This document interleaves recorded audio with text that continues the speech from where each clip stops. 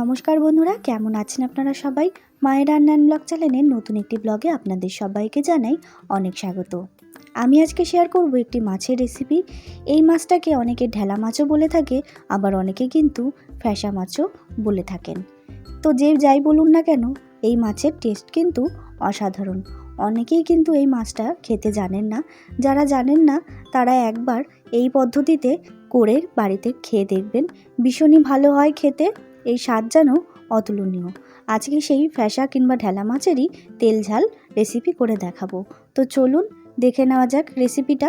তার আগে আমার চ্যানেল এখনও সাবস্ক্রাইব করা না থাকলে অবশ্যই সাবস্ক্রাইব করে পাশে থাকা বেল আইকনটা ক্লিক করে রাখবেন।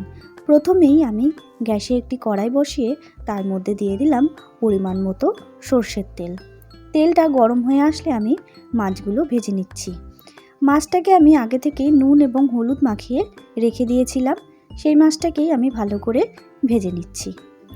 তো দেখুন বন্ধুরা, মাছটা কিন্তু আমার খুব ভালো করে ভাজা হয়ে গেছে। এরপর আমি একে একে তুলে নিচ্ছি। তারপর ওই মাছ ভাজা তেলের মধ্যেই দিয়ে দিলাম কালো জিরে ফোড়ন আর দিয়ে দিচ্ছি স্বাদ মতো লবণ। তারপরে আমি এখানে লম্বা লম্বা করে বেগুন কেটে রেখেছিলাম, সেটাই দিয়ে দিলাম। আপনারা চাইলে বেগুনটা নাও দিতে পারেন।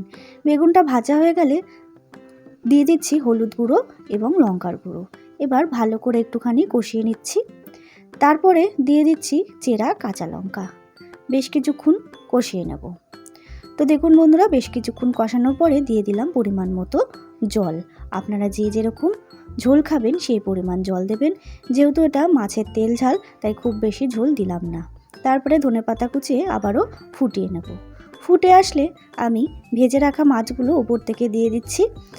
ভেজে রাখা মাছগুলো দিয়ে আবারও ঝোলটার সাথে খুব ভালো করে ফুটিয়ে নেব। তো দেখুন বন্ধুরা, মাছগুলো কিন্তু খুব ভালো করে ফুটে এসছে। আমার কিন্তু এই রেডি ফ্যাসা মাছ কিংবা ঢেলা মাছের তেল ঝাল রেসিপি। এইবার গরম গরম ভাতের সাথে সার্ভ করে দিন এই ফ্যাসা মাছ কিংবা ঢেলা মাছের তেল ঝাল রেসিপিটা। খেতে কিন্তু অসাধারণ হয় এবং খুব চটজলদি রান্নাটা হয়ে যায়। তো বন্ধুরা, আমার ভিডিও যদি ভালো লেগে থাকে অবশ্যই একটা লাইক করবেন, কমেন্ট করবেন, শেয়ার করবেন। আর চ্যানেলটাকে কিন্তু সাবস্ক্রাইব করতে একদম ভুলবেন না। দেখা হবে নতুন একটি ভিডিওর সাথে, নতুন একটি ব্লগে। ততক্ষণের জন্য ভালো থাকবেন, সুস্থ থাকবেন, নিজের শরীরের খেয়াল রাখবেন।